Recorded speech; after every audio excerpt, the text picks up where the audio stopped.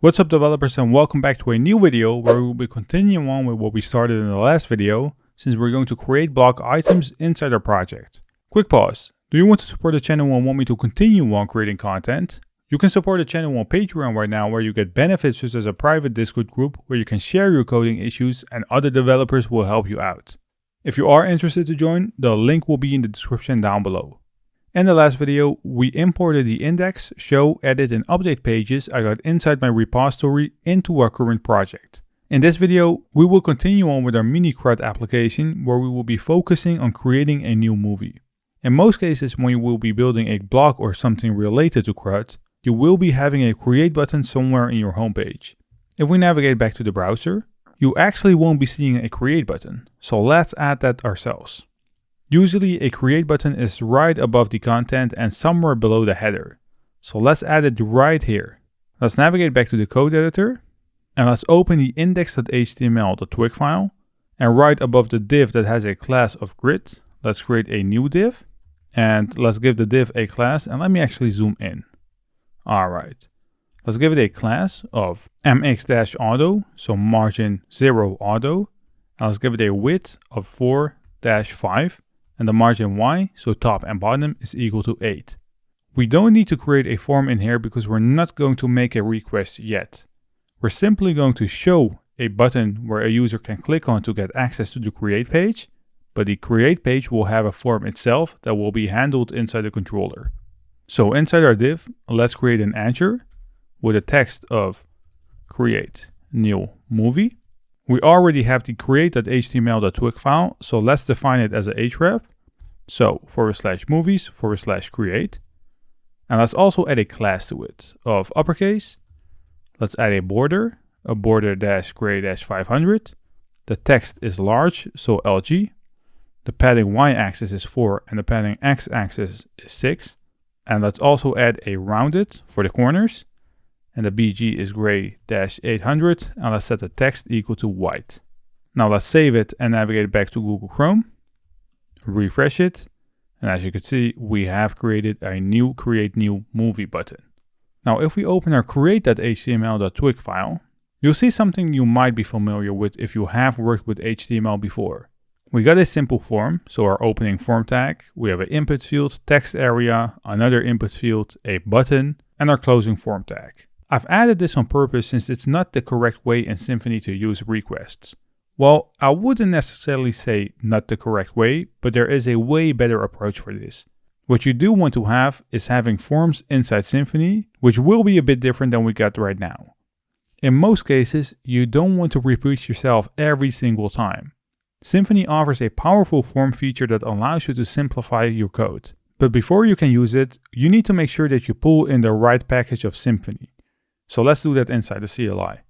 Let's say composer require Symfony/form. If we hit enter, you'll see that all packages that are needed will be pulled in from Symfony's form. And with the command that we just performed, we got the opportunity to generate a form class, which is something quite new. So let's do that. And let's then dive into what it actually does. Inside the CLI, let's perform the Symfony console make command. What we're going to make is a new form called movie form type, which will be the class name. And you also have the option to associate the model you want to use with it, which will be space called movie. Let's hit enter. Now what this command will do is creating a new folder called form inside the source folder with a PHP class called movie form type. Now let's open it. So let's open the form folder and the movie form type. All right. Inside the build form method right there, you'll see all properties that our movie entity uses. So the title, release year, description, image path, and the actor. Now what is a form type? A form type basically describes the form fields that are associated to our entity. It converts the data between submitted data from a field to the entity class property. With the form type that we just created, we can easily create new form types inside the front end that will automatically be associated with the properties in our entity. At the moment, you'll see that our actors object has been changed inside the builder object. I want to comment this out for now and get back to it later on when we are going to add data inside our relationship tables. If we scroll down, you'll see our configure options method, where you can set the default data class. At the moment, it has been set equal to movie : class, which we've done inside the CLI, but you can change it up right here if you want to, which is actually not something I recommend you to do, since the file name and class name should have a link between the operations you're trying to perform. We have a movie form type, which is using the movie entity class. With form types, you don't build your form inside the front end, but inside the controller, which might seem weird, but you're technically going to use a form builder object, which allows you to describe the form fields using a fluent interface. So let's navigate to our movies controller, and right below our index method, let's create a new one. Well, let's start off with the annotations. So hashtag brackets, and inside the brackets we have a route method. The first param will be the route, which will be single quotes /movies/create. Then we have a comma right after our first parameter because we have a name, colon, single quotes, create_movie. Now let's go right below our annotation and create a new method. So public function create. The create method will return a response, so colon response. Now let's add the curly braces. Now think about it. What are we going to create? Well, obviously a new movie. So let's make sure that we instantiate a new movie object inside our create method. So let's say variable movie is equal to new movie. On the line below, we need to make sure that we instantiate the form type. So let's define a new object called form, and let's set it equal to this create form, which is a method. And what this method will do is converting the data to a format that can be used inside a Twig template. Now the create form method accepts two parameters, as you could see, because it's throwing an error. The first one will be the movie form type we just created. So let's say movie form type. Make sure that you pull it in by hitting enter, colon class. Let's add a second parameter, so comma, which will be the movie object that we have created right above. So let's say $movie. These two are useful, but we still need to make sure that we send it back to the view. This should be well known by now. So right below our form object, let's say return this render. And what we're going to return is first the path. So movies/create.html.twig, comma, array. We're going to send back one item right here, which will have a key of form. And the value will be our form object. And we're going to create a view, which is a method. Now let's save it and navigate back to Google Chrome. Let's refresh the page and click on create new movie. And as you can see, the create page is visible right now. Alright, let's make use of our form type inside the view. It's a bit different compared to what we got right now. So let's navigate back to Visual Studio Code and open the create.html.twig file. Right here, you'll see a simple form tag with an action method and enc type. Now let me show you what you can do with form types. So right below of it, let's create Twig snippets. Write down form_start, which is the opening form tag. And inside the parentheses of our form tag, we got to pass in the key of the array that we just passed through from our controller. As you can see, it is called form. So let's say form. Now what we have right here will do exactly the same as what we got above. So let's remove that. And alright, let's align it.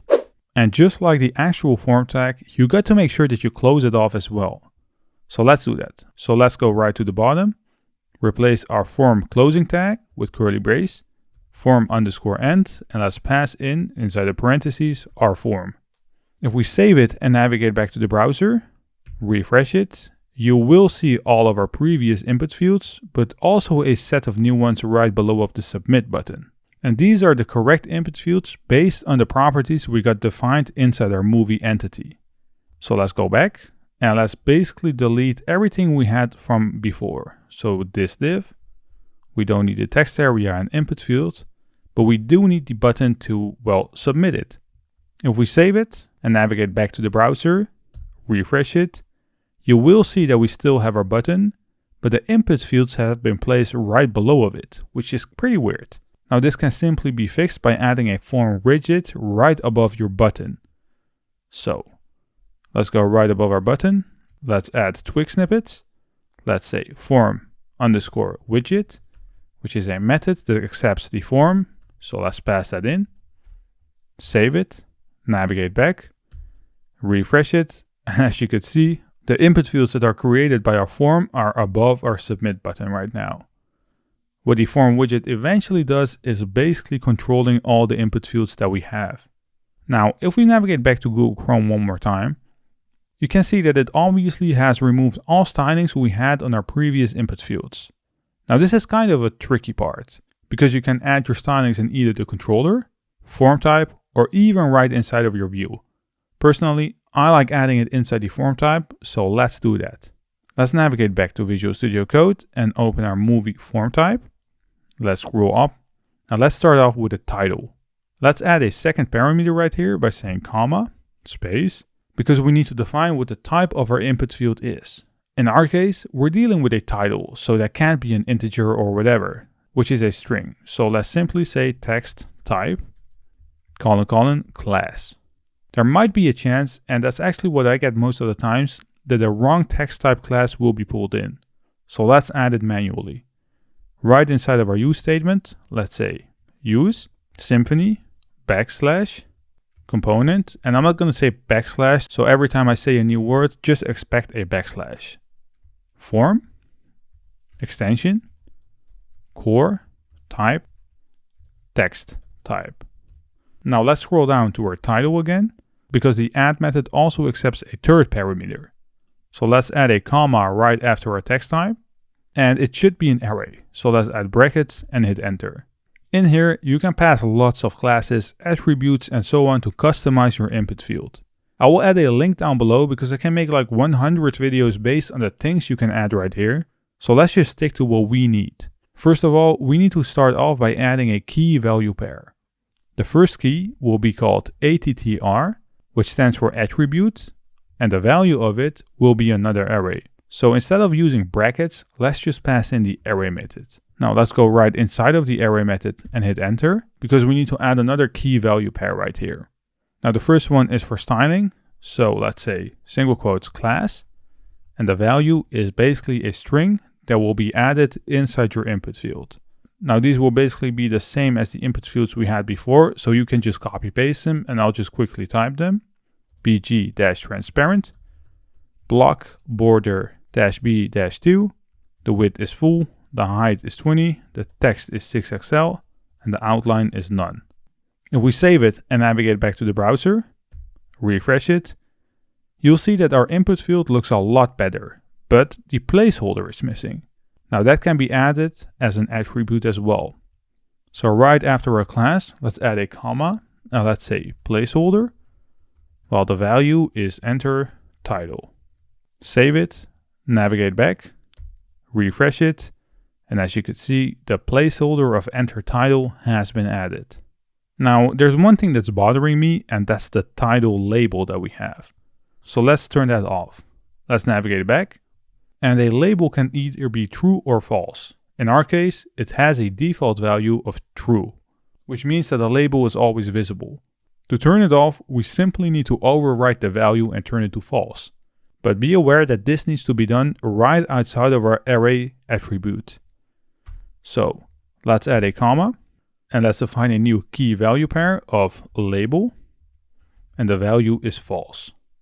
If we save it and navigate back to the browser, refresh it, you'll see that our label for title has been removed. Now we still have our release year and description that we need to fix. The image takes a bit longer, so let's just focus on release year first. I don't want to rewrite everything that we just done, so let me basically copy everything that we have up until the comma for title. Now let's go right after our release year and hit backspace to delete the parenthesis and paste what we just copied. Now the release year is an integer and not a text type. So let's replace that with integer type. It will have the same class, but let's actually add a MT of 10, so a margin top of 10. The placeholder is not enter title, but enter release year.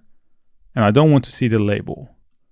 Now just like the text type, we do need to create a use statement for the integer type. But what we can do is just simply copy what we just had for the text type and replace it with integer type. Save it. Let's navigate back to Google Chrome and refresh it. And as you can see, we have our release year, which can be an integer. Now let's do the same thing for our description real quick. Let's copy everything, go after our description. All right. Now our description is not an integer type or text type, but it is a text area type. It does have all the other classes, but instead of saying height 20, let's say height 60 to make it a bit longer. And the placeholder is enter description. Save it. Now let's scroll up because we do need another use statement for our text area type. Save it. Let's navigate back to Google Chrome, refresh it, and this looks a lot better than what we had. Finally, we got our image path, which should be a file upload because we're going to store an image on our local system and save the actual path of our image inside our database. So let's navigate back. Once again, let's copy everything from the comma inside our add method, paste it inside the image path.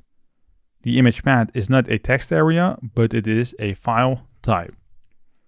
Now we don't need all those classes, but we do need a padding y-axis of 10. And we also don't need a placeholder because it will be added automatically.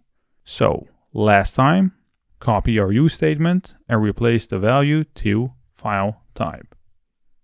Save it, navigate back to the browser and refresh the page. And as you can see, we have a upload button right at the bottom. Now we just created a view with a lot less code than before. Let me show that real quick. Right here. We just created a view with a total of 21 lines, which is pretty insane. Right now, we reached the point where we're going to handle the submit of our button. So let's navigate back to the controller, so our movies controller, and let's add some logic inside the create method that we have. Whenever you want to access user data through forms, you can use an instance of the request object. The request object allows you to access all the ways users can provide input to your site. Now, the request object needs to be added inside the create method as a parameter. So let's say request, don't forget to pull it in, and let's create an object called $request. Through the object request that we just created right here, we got access to all values that the user submits through our form. In a framework like Laravel, you create two methods to handle what you're going to do right now. The first one is the create method, which will show the create page we just created. Then there's another method which will persist data right inside of the database and redirects a user to the overview page. In Symfony, we can simply do this in one method. What we need to do is telling our form object that we want to handle a request. Now this can be done by going right below our form object and saying, well, get our form object, and let's chain the handle request method to it. What it needs to handle is our request object that we're passing inside our create method. So let's pass it in right here. Whatever is happening on the screen right now happens when the create page is being loaded. We're performing a get request. We actually need to perform a get and post request inside one method. This can easily be done by creating an if statement right below our handle request, where we're going to check whether our form, now let's change the is submitted method, and so double ampersand, the form is valid. Now the left side of the condition, so the is submitted method, make sure that we're dealing with a post or put request, while the is valid method, so the right side of our condition, checks whether the fields are valid. Now the next thing that we need to do is to make sure that we store the values we got from our request inside a variable. So let's define a new variable inside our if statement called new movie. And let's set the value equal to our form object. And we're going to change the getData method to get the data of our form request. Now before we continue on, let's debug this piece of code. So let's say dd new movie, and let's also add an exit. Save it, navigate back to Chrome and refresh the page. Enter a title of Hulk 2008, and let's say a Hulk description. Let's choose a file, which I have on my desktop, which is a basic image. Let's submit it. And as you could see, whoops, that was a bit too much. You'll see that the output has an ID of null, which is good because we haven't pushed it to the database yet. And once it reaches the database, Symfony will create a unique ID for it. The title is correct, which is Hulk. The release year is correct. The description is correct. And the image path, well, is correct, but also not correct. What we're going to do right now is focusing on the image path. So let's navigate back and let's remove our exit and dd. And let's create a new variable right here called image path. And the value will be our form. We're going to get one specific value from this list that we have inside of our browser. What we're trying to get is actually a key. And the key that we want is the image path. So let's say image path. And don't forget to chain the get data method to only get the right side of the value. So basically this piece of code right here. We do need to perform a check to see whether the image path has been set or not. Once again, let's go right below of it and let's create a if statement. Inside the if statement, we're simply going to check, well, is image path set or not? Return a true or false. Now, you don't want to save the image file with a file name that the user submits it to, since users can upload different images with the same name. What we can do is defining a new variable inside our if statement where we will replace the name. So let's say variable new file name. And what we're going to use for this is called unique ID, which is a method that will generate a random ID. And we're going to concatenate a dot because we do need to add the file extension back to it, which can be done by saying, well, we have our image path. Let's say $image path. And let's chain the guess extension method to it. Now then we need to make sure that we try to move the image to a location inside our local project. So right below of our new file name, let's create a try. We will add a catch in a bit, but let's just focus on the try first. What we're going to do right here is to say, well, we have our image path. Now let's chain the move method to move it to a different location. The move method accepts two parameters, and let's actually go inside of it and hit enter. The first parameter will be the location where you want to store it. In our case, it can be done by saying this get parameter, which will grab a local parameter that we have called kernel.project_dir. And what this basically will do is getting the root path of your project. And we're not done yet because we do need to concatenate a new string to it called /public/uploads. So it will look inside the public folder. Where is it? Right here, for a uploads folder that we will create right now. So let's say uploads. The second parameter will be the new file name. So right after our get parameter method, let's add a comma and let's say, well, get me this piece of code right here. We're not done yet because chances are that this goes wrong. So let's make sure that we send back a message to the user. Right after our try, let's create a catch. The catch has parentheses. I forgot to say that. And what we want to check right here is the file exception method. Let's put it in and let's create an object called E for error. Then inside our catch, whenever it goes wrong to move an image, let's say return a new response called object E and chain the get message method to it. Now we're almost done. We do get to make sure that we update the image path from our input field to the updated image path, which simply can be done by using the setter of our image path that has been created inside the entity. Let's go right outside of our catch and say that we have our new movie, and let's chain the set image path method to it, which comes from the movie repository. Now this accepts a string as a parameter, so let's add single quotes, which will be /uploads, /. Let's concatenate the new file name to it. So let's say $new file name.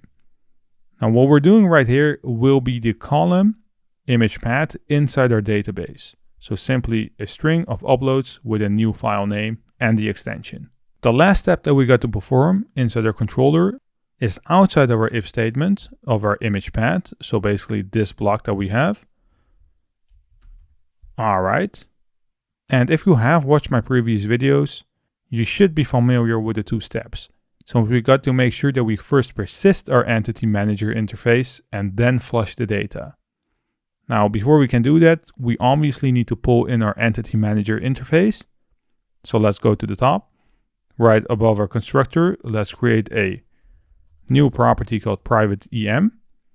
Inside the constructor, let's add another parameter called Entity Manager Interface, object EM. Then inside the constructor, let's say that this EM is equal to variable EM. Save it, and let's go to the bottom, right where we were. Let's say this EM, and let's persist data. The data that we want to persist is our new movie. So $new movie. Now don't forget to flush it. So this EM flush. Now there's one more line that we need to add, and that's basically making sure that we redirect the user once it has been persisted. You don't want to stay on the create page. So right below our flush method, let's say return this redirect to route, which accepts the name of a method, which in our case will be movies.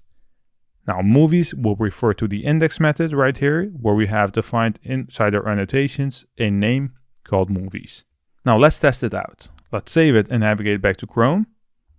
Let me zoom out. Let's refresh the page and resubmit the form. And as you could see, we just received an error message because we completely forgot to import a package. And this is just for our image path extension that we want to add to a file. So let's navigate to Visual Studio Code. Inside the CLI, let's paste the composer require Symfony/mime. And this is the issue when you work with a skeleton project, you might forget packages here and there. Let's navigate back to the browser. Let's refresh it one more time and resubmit it. And I have a typo because it's project_dir. Excuse me again. Right here, it's not dit. Save it, navigate back, and I'm 100% sure that this is the last refresh. And as you can see, we have a total of 3 movies inside our array, and Hulk has been added. If we navigate back to Visual Studio Code, open the Uploads folder, you'll see that we have a new image with a file extension of .jpg with a unique ID, and it is the image of our new movie. Now let's navigate back to our database client, open the movies table, and right here you'll see a new movie called Hulk with a image path that has been set to the public folder, uploads folder, and this file that we just created. This was it for this video where I showed you how you could create new posts. In the next video, we will be diving in on how to update posts from the user interface. If you do like my content and you want to see more, leave this video a thumbs up. And if you're new to this channel, please hit that subscribe button.